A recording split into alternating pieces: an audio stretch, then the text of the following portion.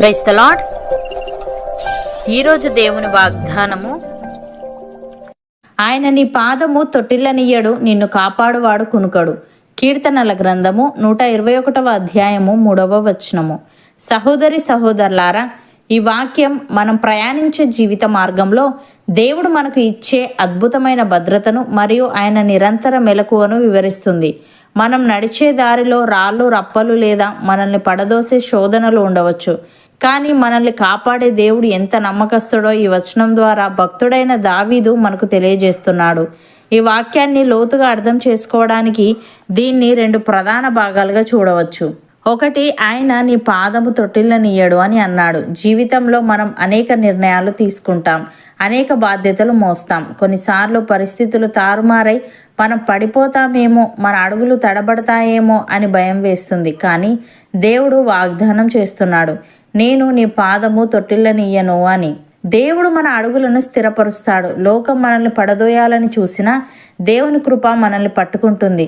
ఆయన మనకు ఒక బలమైన పునాది వంటివాడు. ఉదాహరణకు, మోషే ఇజ్రాయేలీలను నడిపిస్తున్నప్పుడు వెనుక ఐగుప్తు సైన్యం, ముందు ఎర్ర సముద్రం ఉన్నాయి. అడుగులు ఎటు వేయాలో తెలియక తడబడే స్థితి అది. కానీ దేవుడు ముందుకు సాగుడి అని చెప్పి సముద్రంలో దారిని ఏర్పరిచాడు. అలాగే పేతురు సముద్రం మీద నడుస్తున్నప్పుడు గాలిని చూసి భయపడి మునిగిపోసాగాడు. అప్పుడు ఆయన పాదము పూర్తిగా తొట్టిల్లి మునిగిపోకముందే యేసుప్రభువు తన హస్తాన్ని చాపి అతన్ని పట్టుకున్నాడు. ప్రియులారా, మన జీవితంలో కూడా మనం మునిగిపోతున్నామని అనుకున్నప్పుడు ఆయన మనల్ని పట్టుకొని నిలబెడతాడు.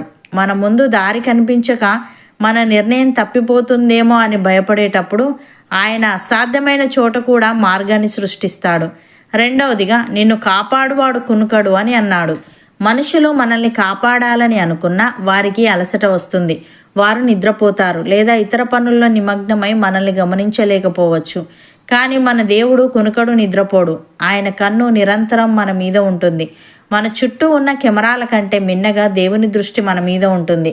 చీకటిలోనైనా వెలుగులోనైనా మనం నిద్రపోతున్నప్పుడు కూడా ఆయన మనకు కావలి ఉంటాడు. మన చుట్టూ జరుగుతున్న ప్రమాదాల నుండి మనకు తెలియకుండానే ఆయన మనల్ని కాపాడుతాడు. ఉదాహరణకు, అరాము సైన్యం ఎలీషాను పట్టుకోవడానికి రాత్రికి రాత్రే వచ్చి నగరాన్ని చుట్టుముట్టింది.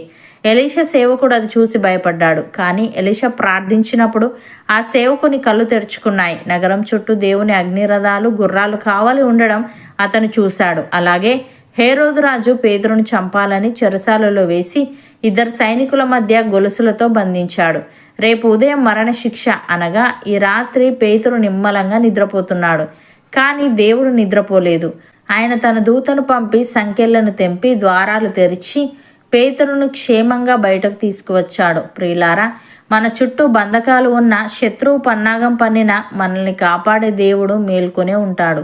మనకు తెలియకుండానే, మన కంటికి కనిపించకుండానే దేవుడు తన దూతలను మన చుట్టూ కావలి ఉంచుతాడు. మనం నిద్రపోతున్నా ఆయన మన రక్షణ కోసం మేల్కొనే ఉంటాడు. ఈ వాక్యం ద్వారా ఆయన మనకు ఇచ్చే ధైర్యం ఏమిటంటే, మనం ఒంటరి వాళ్ళం కాదు. మన ప్రయాణంలో మనకు ఒక అదృశ్య రక్షకుడు ఉన్నాడు. ఆయన మనకు మార్గదర్శిగా ఉండి ఏ అపాయము మన దరి చేరకుండా చూస్తాడు. ఒక చిన్న బిడ్డ తన తండ్రి చేయి పట్టుకొని నడుస్తున్నప్పుడు ఆ బిడ్డ కింద పడిపోతాడేమోనని తండ్రి ఎంత జాగ్రత్తగా చూస్తాడో, పరలోకపు తండ్రి మనల్ని అంతకంటే ఎక్కువగా గమనిస్తుంటాడు. మనం అలసిపోయి నిద్రపోయినా ఆయన మాత్రం మనల్ని కనిపెట్టుకొని ఉంటాడు.